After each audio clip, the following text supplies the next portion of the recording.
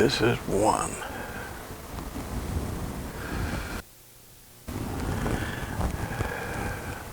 This is the first take.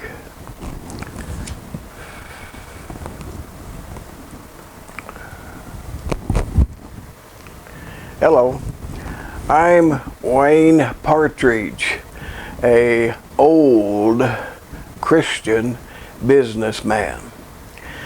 And I have a passion for lost people, people that are unbelieving and people that are unsaved, not born again. Their destiny, where they're going to go after they die, is troublesome for me. And I can't imagine letting you not know what's in store for you. If you're not a Christian, or even if you are, maybe you need a burden to go to lost people. But I have a passion for you, and I'm not a professional. I don't read good. I've got a script here that I made, and it all came out of, oops, see, I'm old, out of God's Word. I want to get that up here and show it, because this is life. And everything that has to do with living is in here. God created everything. So everything I'm going to tell you, every word that's typed on this script came from God's Word. That's the only truth there is. And we're going to start with a passage in the Old Testament that the Lord Jesus Christ talked about. There's some words in there that I'll explain that are Old Testament custom words, and we'll begin. It's not about me, it's about the Word of God and you. So here we go. I'm going to put my glasses on. There was a rich man, excuse me.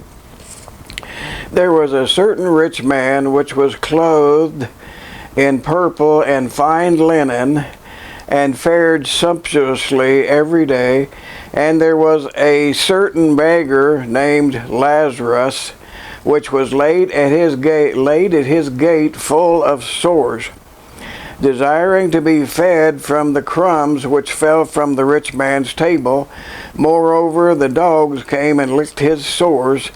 And it came to pass that the beggar died, and was carried by the angels into Abraham's bosom. Old Testament word for heaven.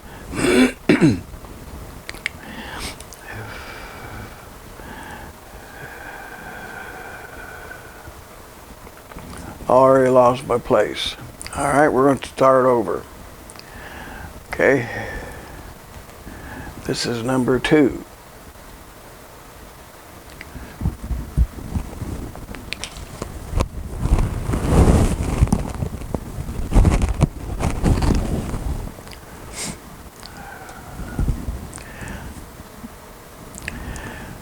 Hello, I'm Wayne Partridge, a old Christian businessman.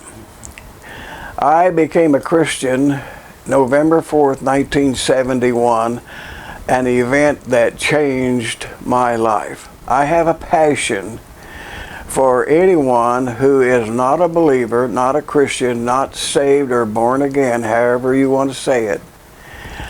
And their destiny as of right now is hell.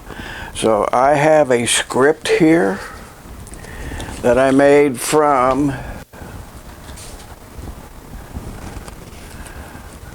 the Holy Bible. This is the truth, right?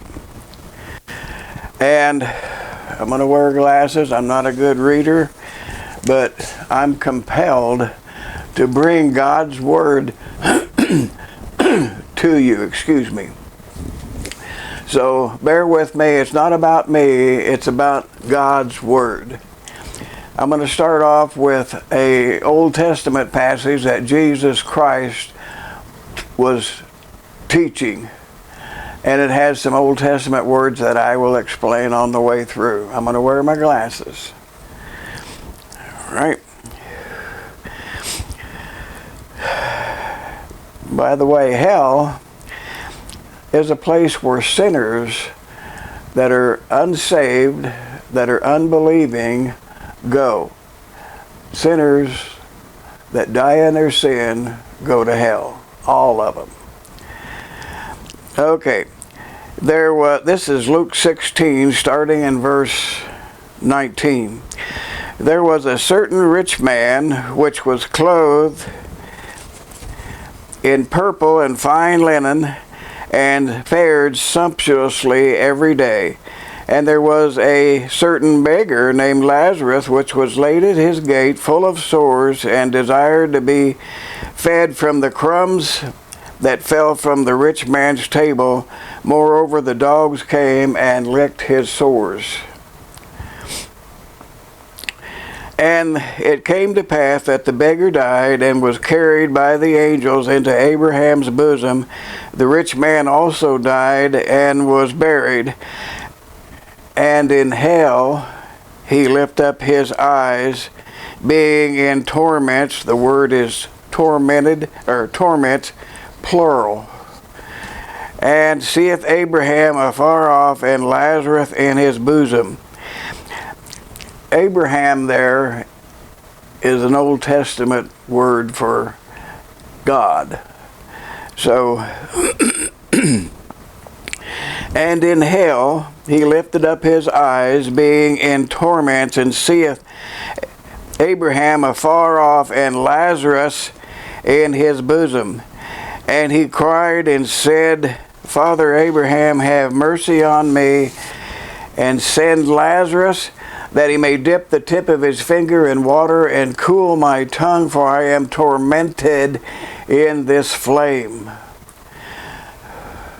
But Abraham, that is God, said, Son, remember that thou in thy lifetime receivest thy good things, and likewise Lazarus evil things, but now he is comforted, and thou art tormented.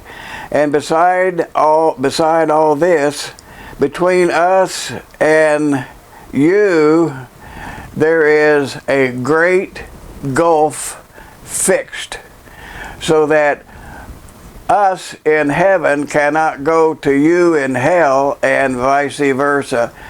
You are in hell, you cannot come to heaven. And when God says there is a great gulf fixed, he means a great gulf. Now, few things.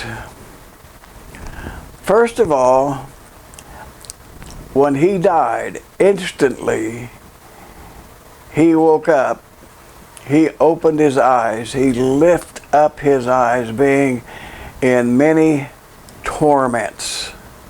And he cried to God for a drop of water from Lazarus' finger on his tongue, because he is tormented in the flame. And God said, Son, remember. Remember that word. Remember that in your lifetime, you had no time for God or for living a Christian life. You fared sumptuously every day. Had no time for Christianity or for believing or for living a Christian life. Had no time for that. Lazarus was a Christian. He was a believer.